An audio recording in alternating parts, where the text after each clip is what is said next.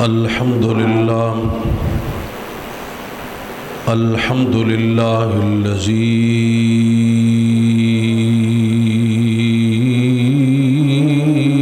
لم يزل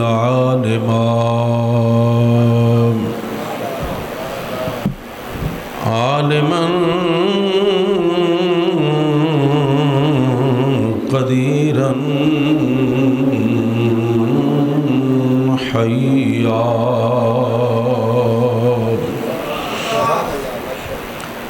حيا قيوما سميعا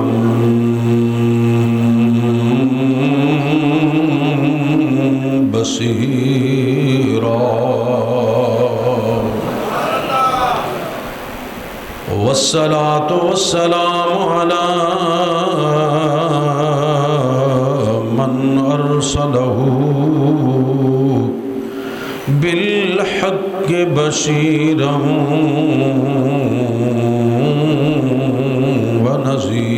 ونذيرا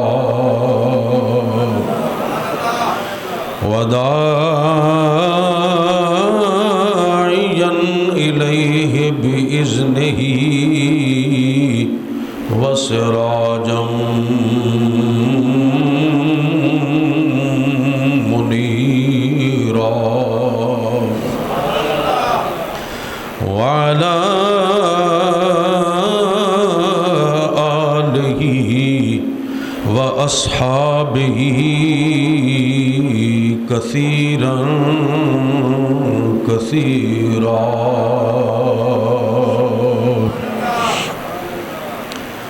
أما بعد فأعوذ بالله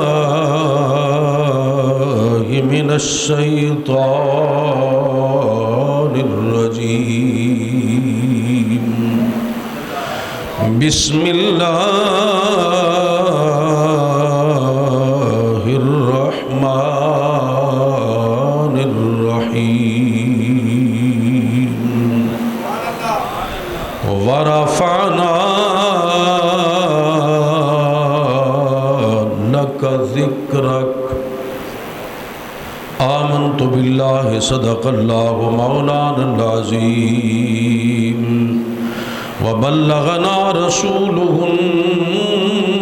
النبي الكريم الأمين الرؤوف الرحيم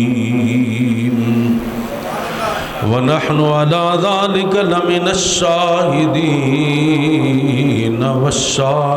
والشاكرين والحمد لله رب العالمين. بآواز بلند درود پاک.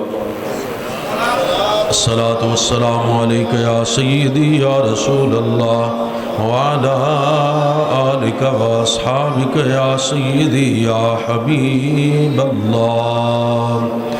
الصلاة والسلام عليك يا سيدي يا نبي الله وعلى آلك وأصحابك يا سيدي يا حبيب الله.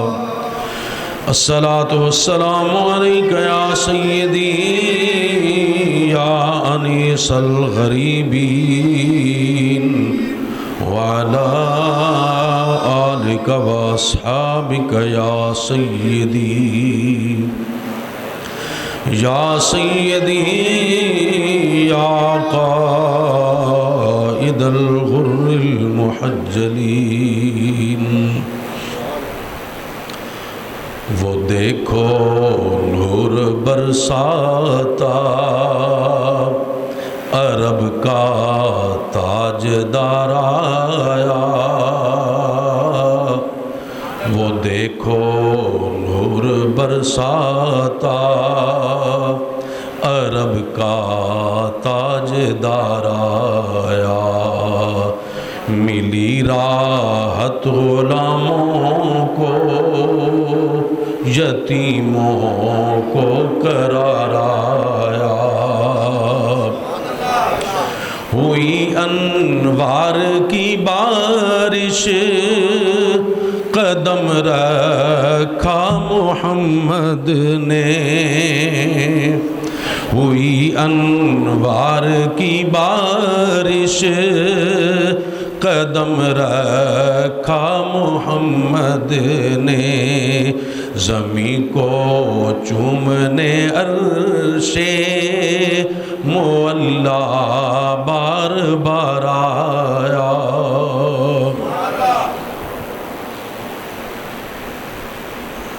بعد از حمد و صلات میرے دائیں بائیں تشریف فرما جملہ بزرگوں، علماء کرام، اور آج کی انتہائی مبارک، مقبول اور بابرکت رات میں آقا کریم صلی اللہ تعالیٰ علیہ وسلم کے مبارک نام اور ذات سے منسوب مجلس میں شرکت کی سعادت پانے والے خوش نصیب بزرگوں، دوستوں اور بھائیوں، السلام علیکم ورحمۃ اللہ۔ آج کی اس مبارک رات میں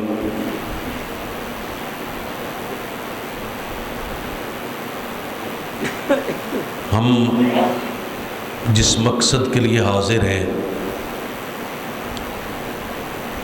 وہ فقط یہ ہے، آج میرا موضوع ہے مقاصد میلاد۔ ہم میلاد مناتے کیوں ہیں؟ ہمارا میلاد منانے کا مقصد کیا ہے؟ میں نے اپنی گفتگو کے آغاز میں ایک جملہ کہا کہ ہم اس لیے حاضر ہیں کہ رات بھر جب فرشتے اس زمین پہ گردش کریں نا اور لوٹ کے پھوٹے فجر کی تو وہ رب کی بارگاہ میں حاضر ہوں، تو وہ رب ذوالجلال کی بارگاہ میں عرض کر رہے ہوں، مالک کائنات تیرے فلاں فلاں بندے تیری یاد میں اور تیرے محبوب کی یاد میں بیٹھے تھے۔ روایت بخاری کی ہے، اور جب فرشتہ عرض کرے مالک ان میں ایک بندہ ایسا بھی تھا جو تیری یاد کے لیے نہیں آیا تھا، تیرے محبوب کی یاد کے لیے نہیں آیا تھا، بلکہ وہ تو اپنے کسی ذاتی مقصد اور غرض کے لیے آیا تھا، تو رب فرمائے جاؤ میں نے اسے بھی معاف کر دیا، اس لیے کہ وہ جن کے ساتھ بیٹھا تھا نا ان کے ساتھ بیٹھنے والا بھی بدبخت نہیں رہتا۔ سرکار کے غلاموں کو ہلکا نہ لیا کرو، سرکار کے نام کی مالا جپنے والوں کو کمزور نہ سمجھا کرو۔ میرا مالک جو عرش کا مالک ہے وہ سرکار کے غلاموں کے ساتھ بیٹھنے والوں کو بھی بدبخت نہیں رہنے دیتا۔ اس لیے کہ میں نے ایک صوفی کا قول سنا، وہ کہتے ہیں بندہ جب زمین میں بیٹھ کے اللہ اور اس کے رسول کا ذکر کرتا ہے نا تو وہ ویسے ہی نہیں کرتا، پہلے مالک کائنات اس کو یاد فرماتا ہے، پھر بندے کو توفیق ملتی ہے یہ اسے یاد کرتا ہے۔ پہلے جملہ ذرا غور سے سنیے گا، پہلے اللہ کریم اس بندے کو یاد کرتا ہے، پھر بندے کو توفیق ملتی ہے کہ وہ اپنے مالک کو یاد کرتا ہے۔ تو اگر میں یوں کہوں نا کہ پہلے سرکار اپنے اس غلام کو یاد کرتے ہیں، پھر غلام کو توفیق ملتی ہے کہ وہ اپنی سرکار کی بات کرتا ہے۔ تو مقصد میلاد یہ ہے کہ ہم اپنی قسمت پہ ناز کرتے ہوئے یہ ثابت کرتے ہیں یا ثابت کرنے کی کوشش کرتے ہیں اپنے عمل سے کہ رب ذوالجلال نے آج کی رات ہمارے اوپر اتنا بڑا کرم فرما دیا ہے کہ جس کا کوئی بدلہ نہیں ہم دے سکتے، اور جس کا بدل ہے بھی کوئی نہیں، پر ہم حق کے غلامی تو ادا کر سکتے ہیں یہ عرض کر کے کہ مالک تیرا بھی شکر ہے، تیرے محبوب کو بھی سلام محبت ہے۔ ایک مقصد یہ ہے۔ دوسرا مقصد یہ ہے، لوگوں کو تو شاید سمجھ نہیں آتی یا سمجھنے کی کوشش ہی نہیں کرتے۔ ابھی شاہ صاحب نے آپ کے سامنے بڑی خوبصورت باتیں حضرت عیسیٰ علیہ السلام کے حوالے سے کی ہیں، تو جب حضرت عیسیٰ علیہ السلام کے یہ کمالات جو شاہ صاحب نے آپ کے سامنے بیان کیے، یہ لوگوں نے دیکھے نا، تو انہوں نے کہا یہ بندہ نہیں ہے، بندہ یہ کام نہیں کر سکتا، یہ اللہ کا بیٹا ہے، نعوذ باللہ من ذالک۔ مردوں کو زندہ کرنا، برس کے مرض میں مبتلا بندوں کو شفا دے دینا، گھر سے کھا کے آنے والے کو بتا دینا تو کھا کے کیا آیا ہے اور چھوڑ کے کیا آیا ہے، یہ بندہ نہیں کر سکتا، یہ عیسیٰ ابن اللہ ہے، نعوذ باللہ من ذالک، یہ اللہ کا بیٹا ہے۔ تو ہم میلاد اس لیے مناتے ہیں کہ آپ نے یہ بھی سنا کہ وہ عیسیٰ علیہ السلام اپنی امتیوں کو فرماتے ہیں کہ مجھے اگر اس آخر الزمان نبی کے جوڑوں کے تسمے باندھنے کی سعادت مل جائے نا تو میں اپنے آپ کو سعادت مند سمجھوں گا۔ تو اگر حضرت عیسیٰ کے کمالات کو دیکھ کر ان کی امتی کہتے ہیں کہ یہ بندہ نہیں، یہ اللہ کا بیٹا ہے، تو حضرت عیسیٰ کا بھی جو پیغمبر ہے اس کی عظمتوں کو دیکھ کے لوگ کیا کہیں گے؟ پر ہم میلاد اس لیے مناتے ہیں تاکہ لوگوں کو پتہ چل جائے اتنی عظمتوں والا نبی، اتنی رفتوں والا نبی، اتنی شانوں والا نبی، حضرت عیسیٰ کا بھی پیغمبر، پر وہ اللہ کا بیٹا نہیں، اللہ کا بندہ ہے۔ اور اللہ کے بندے میں فرق یہ ہوتا ہے کہ اللہ وہ ہے جس کا کوئی باپ نہیں، جس کی کوئی اولاد نہیں، اور اللہ کا نبی وہ ہے جو سیدہ آمنہ کی گود میں پیدا ہوا، جو حضرت عبداللہ کے گھر میں پیدا ہوا۔ اللہ کا نبی وہ ہے جس کے صلب اطہر سے سیدہ فاطمہ الزہرا کا وجود مسعود دنیا میں آیا ہے۔ بھائی ہم تو شرک کی نفی کرتے ہیں میلاد منا کے، تو تم ہمارے اوپر شرک کے فتوے لگا دیتے ہو۔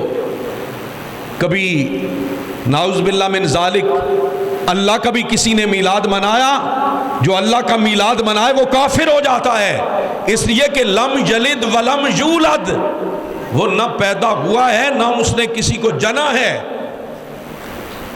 ہم میلاد منا کے یہ ثابت کرتے ہیں کہ ساری شانوں اور ساری عظمتوں کے باوجود اللہ اللہ ہے، اور آمنہ کا لال آمنہ کا لال ہے۔ آمد مصطفیٰ، آمد مصطفیٰ، مرحبا مرحبا۔ وہ خالق ہے، یہ مخلوق ہے، وہ معبود ہے، یہ عابد ہے، وہ مسجود ہے، یہ ساجد ہے۔ پر ہاں ان کو فقط عابد نہ سمجھنا، فقط ساجد نہ سمجھنا، وہ خالق ہے، یہ اول المخلوق ہے، وہ مسجود ہے، یہ اول الساجدین ہے، وہ معبود ہے، یہ اول العابدین ہے۔ ایک پیدا کرنے والا تھا، ایک یہ محبوب تھا جس کو پیدا کیا گیا، باقی تو کائنات کا وجود ہی کوئی نہیں تھا۔ یہ عیدیں جو تم ڈھونڈتے پھرتے ہو نا، یہ عیدیں تو بہت بعد کی بات ہے، اس کائنات کو وجود ملا ہی آمنہ کے لال کے صدقے۔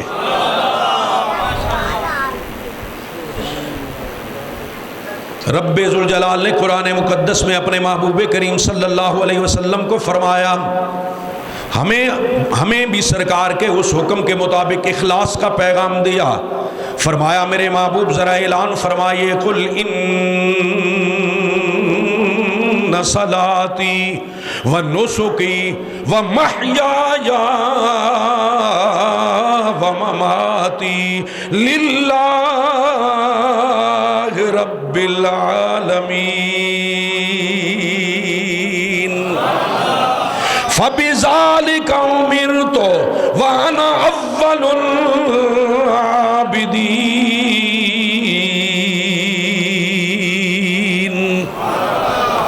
اے میرے محبوب کریم صلی اللہ علیہ وسلم اپنی زبان مقدس سے اعلان فرما دیجئے، آپ لوگوں کو بتا دیجئے کہ میری نمازیں، ان صلاتی و نسکی، میری نمازیں، میری قربانیاں، میری زندگی، میرا اس دنیا سے رخصت ہو جانا للہ رب العالمین، یہ سارا رب ذوالجلال کی رضا کے لیے ہے۔ میں ادھر رہا تب بھی رب کو راضی کرنے کے لیے، میں وہاں سے زمین میں آیا تب بھی رب کو راضی کرنے کے لیے، میں یہاں سے رخصتوں کے گنبد خضرا کا مقیم بن گیا پھر بھی رب ذوالجلال کو راضی کرنے کے لیے۔ اور رب ذوالجلال کے حبیب کو فرمایا گیا، آپ فرمائیے فَبِذَالِكَ أُمِرْتُ، یہ اعلان میں فقط اپنی مرضی سے نہیں کر رہا، یہ اعلان کرنے کا حکم مجھے رب ذوالجلال کی بارگاہ ناز سے ملا ہے۔ فَبِذَالِكَ أُمِرْتُ وَأَنَا أَوَّلُ الْعَابِدِينَ، اسی کا مجھے حکم دیا گیا ہے۔ اور اے کائنات والو، وہ ساری کائنات کا مسجود ہے، وہ ساری کائنات کا معبود ہے، اور میں سب سے پہلا اس کا عبادت گزار بندہ ہوں، سب سے پہلا عبادت گزار بندہ ہوں، سب سے پہلا عبادت کرنے والا میں ہوں، سب سے پہلا سجدہ کرنے والا میں ہوں، سب سے پہلے اس کی بارگاہ میں جھکنے والا میں ہوں۔ سلام تیرے محبوب کریم صلی اللہ علیہ وسلم تیری بارگاہ ناز میں آیا سارے نبیوں اور رسولوں کے بعد ہے، مگر ارشاد فرماتا ہے انا اول العابدین، عبادت گزار میں سب سے پہلا ہوں۔ تو آج ہم اس لیے حاضر ہیں تاکہ ہم یہ اعلان کریں وہ سب سے پہلا عبادت گزار بندہ ہے، اور انہیں اپنی بندگی پہ رب ذوالجلال کی بارگاہ میں بندگی پہ ناز ہے۔ اگر رب ذوالجلال کبھی ارشاد فرمائے میرے محبوب مکرم صلی اللہ علیہ وسلم، میں نے قرآن مقدس میں کہیں تمہیں یا ایھا الرسول کہہ کے پکارا ہے، کبھی یا ایھا النبی کہہ کے پکارا ہے، اے میرے محبوب کبھی یا ایھا المزمل کہا ہے، کبھی یا ایھا المدثر کہا ہے، تمہیں بڑی بڑی شانوں کے ساتھ پکارا ہے، بڑی عظمتوں کے ساتھ پکارا ہے۔ آج معراج کے قرب کے لمحات میں ذرا بتا تو صحیح کس لقب سے تمہیں پکاروں، کن الفاظ سے تجھے مخاطب کروں؟ وہ عرض کرتا ہے میرے مالک بے نسبتی الیک بالعبودیہ، تو مجھے اپنا بندہ کہہ کے پکار دے۔ میلاد اس لیے ہے تاکہ شرک کا کلا کما ہو جائے اور یہ واضح ہو جائے کہ جتنے بھی مقامات بلند مل جائیں، عطا کرنے والا پروردگار ہے اور رب رب ہے، اور اللہ کا رسول اس کا محبوب بندہ ہے۔ اس لیے کہ ولادت بندے کی ہوتی ہے، میلاد بندے کی ہوتی ہے۔ عجب منطق ہے، تم میلاد منا کے شرک کرتے ہو۔ بھائی مقصد میلاد ہے ہی یہ کہ کائنات کو پتہ چل جائے حضرت عیسیٰ کا پیغمبر بھی دنیا میں آیا، اور اہل اسلام نے اعلان کیا اللہ اللہ ہے اور اللہ کا رسول ہے۔ اور یہ فرق سمجھنے کی کوشش کیا کریں، اپنا فرق مٹتے جا رہے ہیں۔ جس طرح چھوٹے بڑے کا فرق ختم ہوتا جا رہا ہے نا، ایسی لوگوں نے بت اور قبر کا فرق ختم کرنا شروع کر دیا، ایسی لوگوں نے اللہ کے رسول اور عام بندوں کا نعوذ باللہ من ذالک فرق ختم کرنا شروع کر دیا۔ میرے بھائی یہ فرق ملحوظ خاطر رکھو اور ظلم نہ کرو۔ ظلم کی تعریف یہ ہے کہ جو مقام کسی کو میسر نہیں وہ مقام کسی کو دے دیا جائے۔ دوسرا مقصد ہمارا یہ ہے کہ یہ جو کائنات ہے نا، اس میں طرح طرح کے ظلم ہیں اور اتنے گناہ ہیں کہ جن کو شمار نہیں کیا جا سکتا۔ اچھا کچھ گناہ تو ہوتے ہیں نا جن کو ہم گناہ سمجھتے ہیں، اللہ تعالیٰ معاف فرمائے، ہم بہت سے گناہ ایسے کر رہے ہوتے ہیں جن کو ہم گناہ سمجھتے بھی نہیں ہیں۔ مثلا چوری کو ہم گناہ سمجھتے ہیں، ہر بندہ گناہ سمجھتا ہے۔ ڈکیتی کو ہر بندہ گناہ سمجھتا ہے، ملاوٹ کو ہر بندہ گناہ سمجھتا ہے، اگرچہ لوگ گناہ کرتے ہیں مگر گناہ سمجھتے تو ہیں، ظلم کو ہر بندہ گناہ سمجھتا ہے، کسی کے ناحق مال چھیننے کو ہر بندہ گناہ سمجھتا ہے، مگر کچھ گناہ ایسے ہیں جو ہم ہر روز کرتے ہیں، مسلسل کرتے ہیں اور انہیں گناہ سمجھتے بھی کوئی نہیں۔ مثلا کسی کی عزت کو اچھالنا، کسی کے خلاف مہم چلانا، بیٹھے بے لذت گناہ کرنا، اپنے ایک بھائی کا نام لے کر اس کی غیبت کرنا شروع کر دینا، اس کی چغلیاں کھانا، اس کے عیب گرنا، یہ گناہ ہے یا نہیں؟ مگر ہم نے یہ کرتے ہوئے کبھی سوچا ہے؟ نہیں۔ اور ذہن میں رکھیے کہ یہ جتنے گناہ یہ تھوڑے تھوڑے میں نے گنوائے نا، یہ گناہ چھوٹے نہیں ہیں، اتنے بڑے گناہ ہیں کہ قرآن کو اٹھا کے دیکھیے، ان میں سے کوئی ایک گناہ اختیار کرنے والی قوم کو بھی رب ذوالجلال نے تباہ و برباد کر دیا ہے۔ کوئی چوری کی وجہ سے مارا گیا، کوئی ڈکیتی کی وجہ سے مارا گیا، کوئی چغلی کی وجہ سے مارا گیا، کوئی غیبت کی وجہ سے مارا گیا، کوئی ظلم کی وجہ سے مارا گیا۔ بڑی بڑی قومیں، اور قرآن مقدس ان اقوام کے بارے میں جب ان لوگوں کی کیفیت اور حالت بیان کرتا ہے نا، تو ہم ان کے سامنے کچھ بھی نہیں محسوس ہوتے یا نظر آتے۔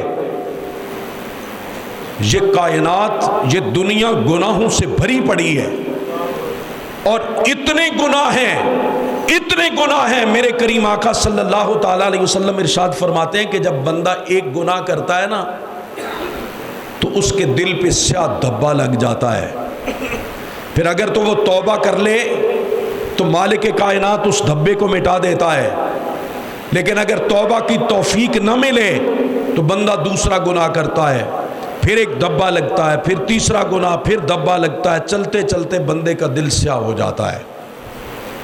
اور یہ بات تو آپ میں سے ہر ایک جانتا ہے، نہیں جانتا تو پتہ ہونا چاہیے کہ آج ہم کعبۃ اللہ میں نصب جس پتھر کو حجر اسود کہتے ہیں نا، کالا پتھر، وہ اصل میں جنت سے آنے والا حجر ابیض ہے، سفید پتھر، وہ سیاہ کیسے ہوا؟ حضور نبی رحمت صلی اللہ تعالیٰ علیہ وسلم فرماتے ہیں اس کی خصوصیت یہ ہے کہ جب بندہ اسے بوسہ دیتا ہے نا، گناہگار بندہ، تو وہ اس کے بدن سے گناہوں کو چوس لیتا ہے، اور وہ گناہ چوستے چوستے حجر ابیض، حجر اسود بن چکا ہے۔ سفید پتھر جو جنت سے آیا تھا وہ ہمارے گناہوں کو چوس چوس کر سیاہ ہو چکا ہے۔ اگر میں تو اکثر کہتا ہوں باقیوں کو چھوڑ دیں، ہمیں اپنے گناہ نظر آنے شروع ہو جائے نا تو ہمیں اپنے آپ سے گھن آنے لگے۔ اب مقصد میلاد سنیے، مقصد میلاد یہ ہے کہ یہ دنیا گناہوں سے بھری پڑی ہے، یہ دنیا گناہوں کی نجاستوں سے بھری پڑی ہے، یہ ظلمتوں سے پر ہے، یہ تاریکیوں سے پر ہے۔ اب اس دنیا کو گناہوں سے پاک کرنے کا طریقہ کیا ہے؟ اب اس دنیا کو گناہوں سے صاف کرنے کا نتیجہ کیا ہے؟ رب کی عزت کی قسم، اس دنیا کو، زمین کو جو ناپاک تھی، جہاں سجدے کی اجازت نہیں تھی، آمنہ کا لال 12 ربیع الاول کو تشریف لایا، رب نے فرمایا ساری زمین پاک ہو گئی، ساری زمین پاک ہو گئی۔ یہ 6 فضیلتیں شاہ صاحب، ان میں سے 2 انہوں نے بیان کی تھی، ایک یہ بھی ہے کہ جعلت لی الارض مسجدا وطہورا، جتنی اقوام پہلے موجود تھی نا، انہیں عبادت کرنی ہوتی تو ایک مخصوص جگہ ہوتی تھی ان کے لیے، اس کے بغیر وہ سجدہ نہیں کر سکتے تھے۔ سرکار کی تشریف آوری کے صدقے ہمیں اپنے کمرے میں بھی سجدہ کرنے کی اجازت، ہمیں اپنے کھیت میں بھی سجدہ کرنے کی اجازت، ہمیں اپنی دکان میں بھی نماز پڑھنے کی اجازت، ہمیں ہر جگہ پہ جس پہ بظاہر کوئی نجاست موجود نہ ہو، سرکار نے فرمایا اس کو رب نے میرے لیے پاک بھی کر دیا ہے، مسجد بھی بنا دیا ہے۔ تو اب مقصد میلاد سنیے، سرکار آئے تو زمین کو پاک کر دیا گیا، ہم ہر سال اس سال بھر کے زمین پہ پھیلے ہوئے گناہوں کو پاک کرنے کے لیے سرکار کی آمد کا ذکر کرتے ہیں تاکہ یہ دھرتی گناہوں سے پاک ہو جائے۔ آمد مصطفیٰ، مرحبا آمد مصطفیٰ، مرحبا مرحبا لجپال کی آمد، لجپال کی آمد، مندھار کی آمد، مکی کی آمد، مدنی کی آمد۔ اور برادران ذی وقار، یہ ہر بندے کو سمجھ میں نہیں آتا۔ ہم جس دھرتی میں رہتے ہیں اس دھرتی کی پہچان حضرت علامہ اقبال رحمۃ اللہ علیہ کے ذریعے ہے۔ اس بر صغیر کو اولیاء امت کے ذریعے عرفان یا پہچان جو ملی ہے اس کا ایک بہت بڑا ذریعہ حضرت علامہ محمد اقبال رحمۃ اللہ علیہ ہے۔ آپ سے کسی نے پوچھا تھا اس زمین کو پاک کرنے کا طریقہ کیا ہے، اس دھرتی سے گناہوں کے اثرات کو ختم کرنے کا طریقہ کیا ہے، تو حضرت اقبال کہتے ہیں قوت عشق سے ہر پست کو بالا کر دے، قوت عشق سے ہر پست کو بالا کر دے، دہر میں اسم محمد سے اجالا کر دے۔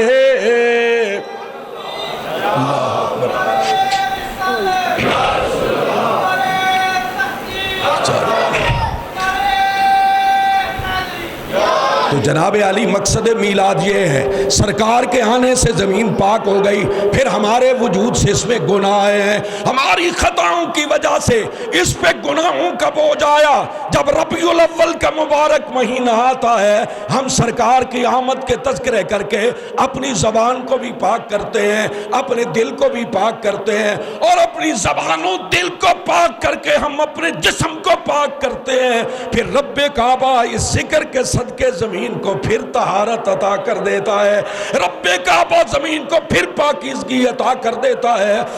مقصد میلاد یہ ہے کہ اس دھرتی کو رب ذوالجلال کے محبوب کی محبت سے پاک کر دیا جائے، اس زمین کو رب ذوالجلال کے محبوب کی اطاعت سے لبریز کر دیا جائے، اس کے نشیمن کو آباد کر دیا جائے، اس کے پہاڑوں کو سرکار کے ذکر کے ساتھ منور کر دیا جائے، اس کی فضاؤں سے اندھیرے ختم کر کے آمنہ کے لال کی عزت کی بات کی جائے، سرکار کی ناموس کی بات کی جائے، جس کے صدقے مالک کائنات ان فضاؤں کو بھی پاک کر دے گا۔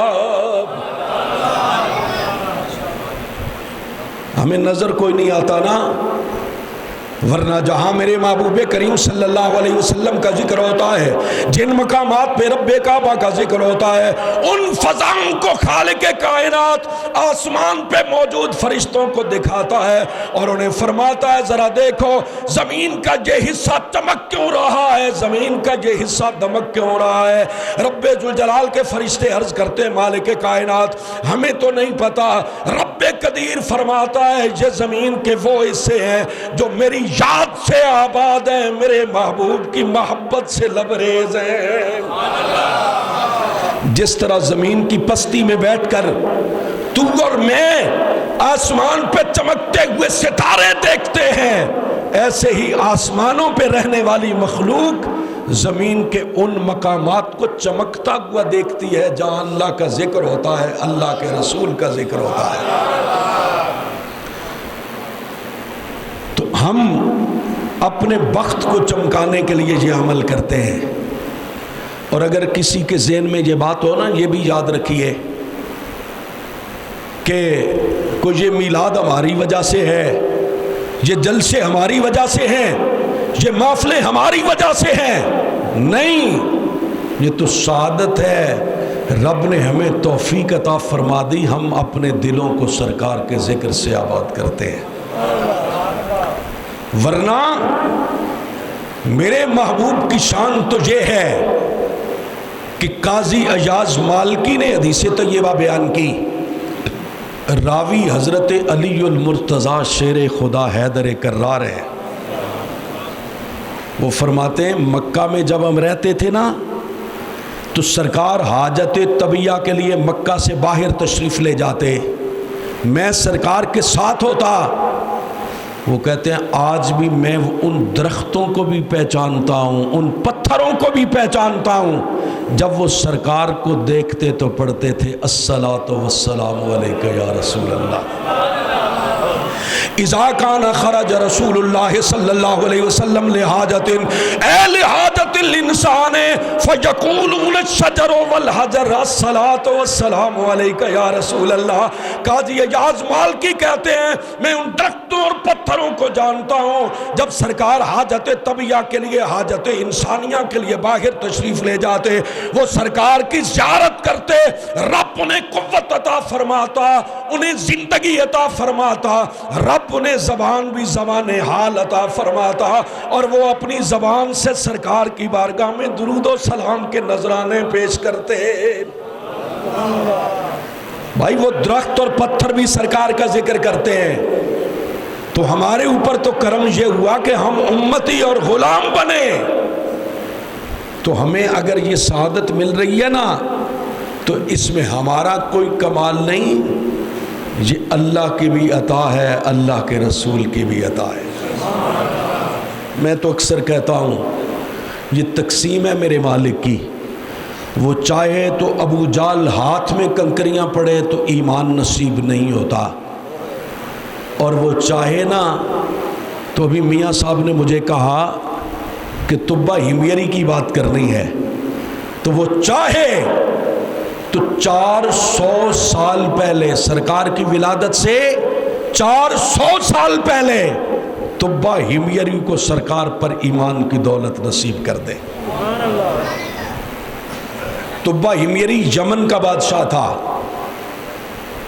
اور سفر میں تھا، بہت بڑا کارواں لے کے سفر میں جا رہا تھا، بعض لوگوں نے 1000 سال بھی لکھا ہے، تو بہرحال کئی 100 سال سرکار کی ولادت سے پہلے کی بات ہے، اور اس کے قافلے میں اس زمانے کے 400 علماء بھی موجود تھے۔ تو چلتے چلتے اس مقام پہ جہاں مدینہ طیبہ ہے، اور اس دور کا مدینہ طیبہ آج کی مسجد نبوی ہے، جہاں آ کے انہوں نے پڑاؤ کیا، رکے، رات گزری نہ صبح ہوئی، قافلے کو کوچ کرنے کا حکم ہوا، تو وہ علماء مل کے طبہ ہمیری کے پاس آئے اور انہوں نے کہا کہ ہم تو یہاں سے نہیں جانا چاہتے، آپ ہمیں یہیں رہنے دیں۔ طبہ ہمیری نے کہا وجہ کیا ہے؟ انہوں نے کہا یہ جو زمین ہے نا، اس زمین کے اندر سے ایک خاص قسم کی خوشبو اور مہک آ رہی ہے، اور وہ خوشبو اور مہک نبی آخر الزمان صلی اللہ علیہ وسلم کی ہے۔ طبہ ہمیری نے کہا اچھا پھر اگر ایسا ہے نا تو بہن میں تمہارے لیے یہاں رہائش گاہیں بنواتا ہوں اور تم اس علاقے کو آباد کر دو۔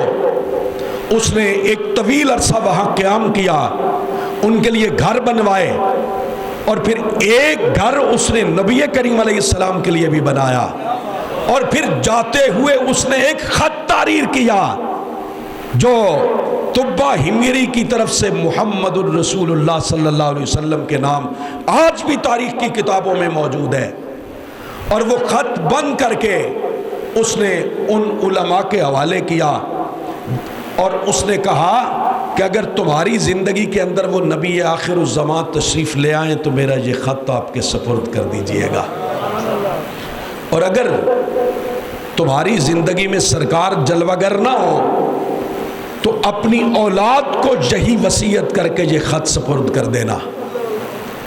اچھا وہ خط چلتا رہا، منتقل ہوتا رہا، حتیٰ کہ میرے اور آپ کے کریم آقا صلی اللہ علیہ وسلم مکہ پاک سے مدینہ ہجرت کر کے آئے، اور جو ہجرت مدینہ ہے نا وہ پورا منظر ہے جو ہمارا 12 ربیع الاول کا گلیوں اور بازاروں کا منظر ہوتا ہے، وہ سارا وہی منظر ہے۔ آپ مسلم کی حدیثیں اٹھا کے دیکھیں، آپ بڑے بڑے جلیل القدر یہ روز شعر آپ میلاد میں سنتے ہیں، طلع البدر علینا من ثنیۃ الوداع وجب الشکر علینا ما دعا للہ داعی، یہ شعر ہجرت مدینہ کے موقع پہ لکھے گئے، جب سرکار مکہ سے مدینہ طیبہ کی ان گھاٹیوں سے نکل رہے تھے اور اہل مدینہ استقبال کے لیے کھڑے تھے. سرکار سامنے آئے تو انہوں نے کہا طلع البدر علینا، یہ 14ویں کا چاند ہمارے اوپر طلوع ہو گیا ہے.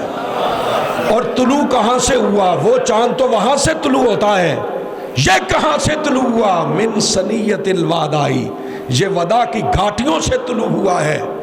وجب الشکر علینا، ہمارے اوپر اس محبوب اور اس چاند کے طلوع ہونے کی وجہ سے شکر ادا کرنا لازم ہے. ما دعا للہ دائی. اور امام مسلم نے لکھا کہ اس کے بعد کیفیت کیا ہے. مرد تو وہاں کھڑے ہیں نا گھاٹیوں کے سامنے اور یہ شعر پڑھ رہے ہیں، عورتیں اور بچے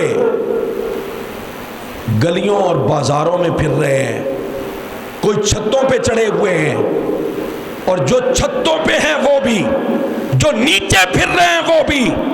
ہر ایک نعرہ کیا لگاتا ہے؟ یا محمد آہو یا رسول اللہ. فصائد الرجال والنساء فوق البیوت وتفرق الغلمان. سرکار دو عالم صلی اللہ علیہ وسلم کی آمد کا منظر یہ بیان کیا کہ صائد الرجال والنساء فوق البیوت، مرد اور عورتیں چھتوں پہ ہیں. وتفرق الغلمان والخدم، چھوٹے بچے گلیوں اور بازاروں میں پھر رہے ہیں. فینادون یا محمد یا رسول اللہ، سارے یہی پکار رہے ہیں یا محمد یا رسول اللہ. اچھا، اب سرکار تشریف لے آئے، صحابہ کرام نے یا اہل مدینہ نے سرکار کی اونٹنی کی مہار پکڑی. کوئی کہتا ہے کرم نوازی فرما دے، میرے گھر کو آباد فرما دے. کوئی کہتا ہے یا رسول اللہ میرا دروازہ کھلا ہے، میرے گھر آپ جلوہ گر ہو جائیں. کوئی کہتا ہے یا رسول اللہ یہ میری حویلی میں آپ کو پیش کرتا ہوں. یار تم سرکار کے بارے میں بات کرتے ہو. سرکار نے فرمایا میری اونٹنی کی مہار چھوڑ دو. ناقتی مامورتن، میری اونٹنی کو پتہ ہے اس نے کس دروازے پہ بیٹھنا ہے، کس مقام پہ جانا ہے. تم سرکار کی بات کرتے ہو. سرکار جس اونٹنی پہ بیٹھ جائے رب اس اونٹنی کو بھی اتنا علم عطا فرما دیتا ہے، اسے بھی پتہ چل جاتا ہے میں نے کہاں بیٹھنا ہے اور کہاں نہیں بیٹھنا. آپ نے فرمایا اس کی رسی چھوڑ دو. رسی چھوڑ دی گئی. اب سارے ساتھ ساتھ چل رہے ہیں اور ہر ایک کی تمنا یہی ہے کہ سرکار میرے گھر کو آباد کر دے. ہر ایک کی خواہش یہی ہے کہ سرکار میرے مکان کو رونق بخشے. پر اونٹنی چلتی جا رہی ہے. چلتے چلتے حضرت ابو ایوب انصاری کے مکان کے دروازے پہ پہنچتی ہے اور وہاں بیٹھ گئی. اور یاد رکھیے یہ میں نے بھی جملہ کہا کہ حضرت ابو ایوب انصاری کے مکان کے سامنے بیٹھی، پر تاریخ بتاتی ہے یہ مکان وہ ہے جو تبا ہمجری نے کئی سو سال پہلے سرکار کے نام سے تعمیر کیا تھا. اور یہ نسل در نسل وہ خط حضرت ابو ایوب انصاری کے پاس موجود تھا. جب اونٹنی بیٹھی سرکار اترے، حضرت ابو ایوب انصاری نے وہ خط سرکار کی بارگاہ میں پیش کر دیا. وہ سرکار کے نام کا بنا ہوا مکان تھا. عجب بات ہے. تبا ہمجری کئی سو سال پہلے، اور انتظار کرتے کرتے رخصت ہو گیا. وہ علماء انتظار کرتے کرتے رخصت ہو گئے. وہ خط اگلی نسل میں آیا، وہ اگلی نسل بھی انتظار کرتی رہی. خط آگے چلتے چلتے چلتے ایک پتہ نہیں تو ہمارے پڑوسیوں کو نہیں پتا، باقی تو ذرہ ذرہ جانتا ہے. نعرہ تکبیر، نعرہ رسالہ. میں اگلے دن میں ایک روایت پڑھ رہا تھا. مکہ میں حضور نبی رحمت صلی اللہ تعالیٰ علیہ وسلم کی ولادت کی خبر جب پھیلی نا تو ایک یہودی دوڑتا ہوا سرکار کے گھر چلا گیا اور اس نے کہا مجھے وہ بچہ جو پیدا ہوا ہے وہ دکھا سکتے ہیں آپ لوگ؟ انہوں نے کہا دیکھ لو. اس نے دیکھا، اس کے چہرے کا رنگ فک ہو گیا، کیفیت بدل گئی. باہر نکلا، لوگوں نے کہا کیا ہوا ہے؟ اس نے کہا بس یہودیوں کی حکومت ختم ہو گئی، نبی آخر الزمان آ گئے، نبی آخر الزمان آ گئے۔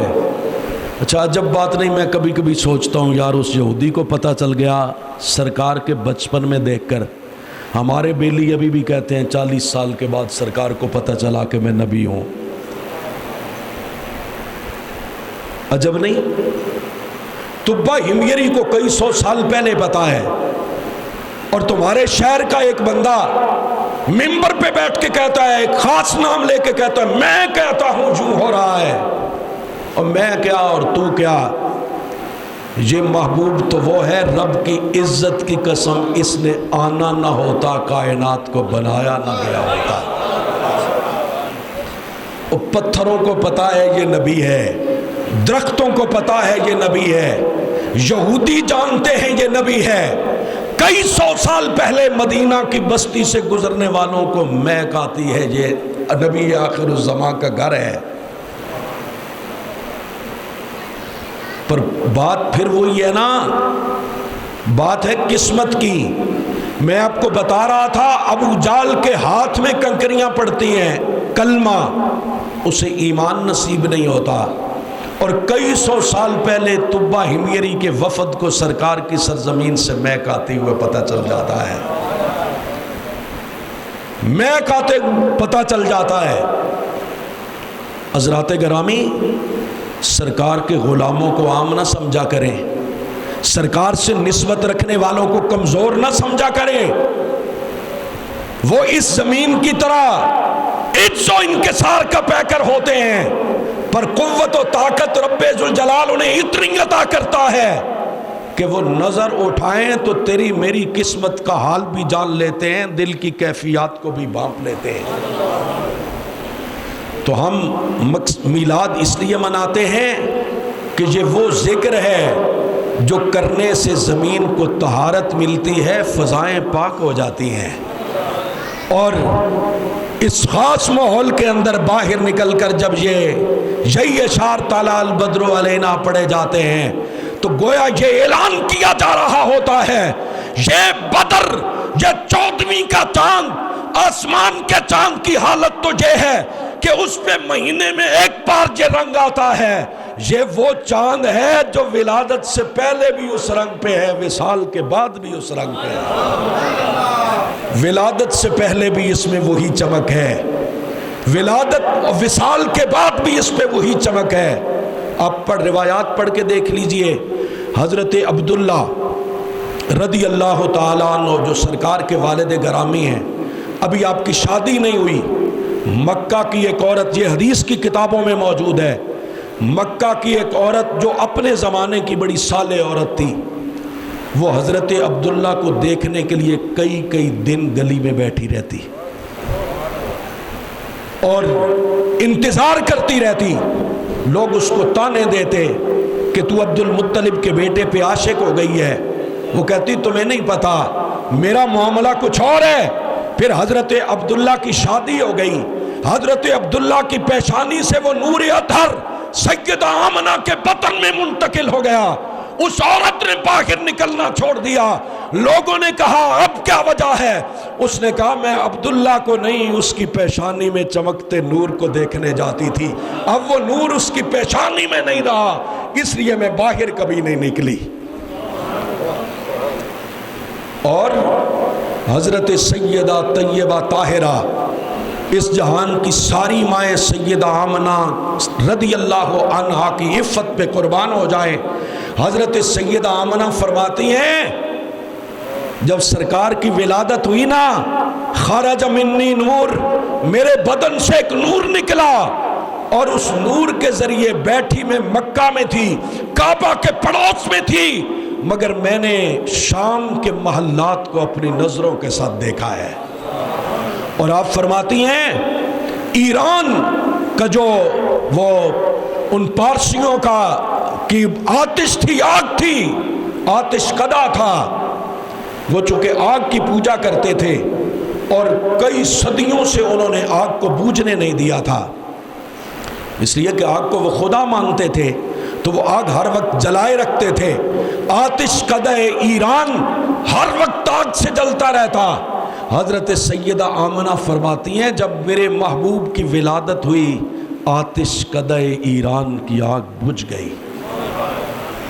یہ تو وہ معجزات ہیں سرکار کی ولادت باسعادت کے جو بڑے بڑے جلیل القدر محدثین نے بیان کیے. اس لیے ہم میلاد اس لیے مناتے ہیں کہ یہ ذکر وہ ہے جو کیا جائے تو آتش قدح ایران بجھ جاتا ہے. یہ ذکر وہ ہے یا یہ ولادت وہ ہے جو ہو جائے تو رب زمین کو مسجد بنا دیتا ہے.